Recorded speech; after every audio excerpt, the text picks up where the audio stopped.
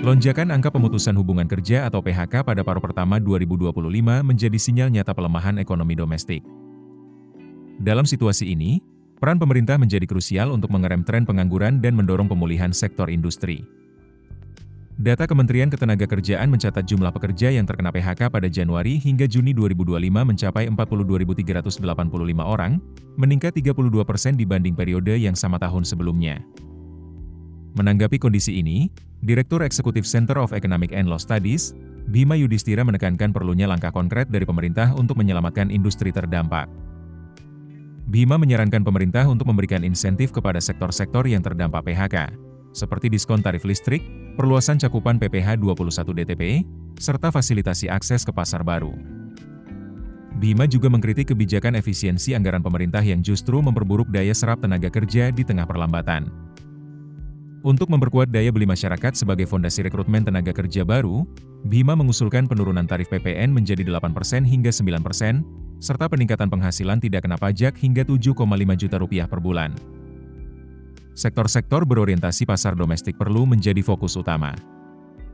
Salah satunya adalah industri energi terbarukan, seperti panel surya dan mikrohidro, yang diproyeksikan bisa menyerap hingga 19,4 juta tenaga kerja. Sektor pertanian dan perikanan juga dinilai berpotensi besar dalam menyerap tenaga kerja, asalkan mendapat dukungan infrastruktur dan pembiayaan yang memadai.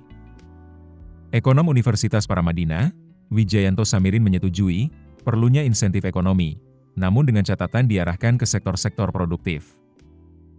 Wijayanto menyarankan program infrastruktur padat karya di desa-desa.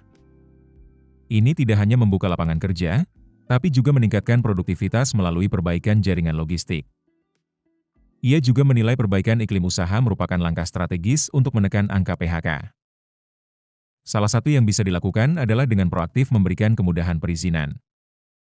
Lebih lanjut, Wijayanto menyarankan agar program-program besar yang menyedot anggaran jumbo untuk sementara ditunda.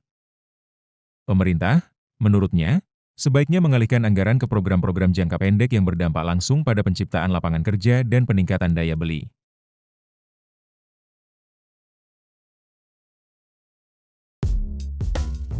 Keputusan bisnis terbaik datang dari data, bukan tebakan.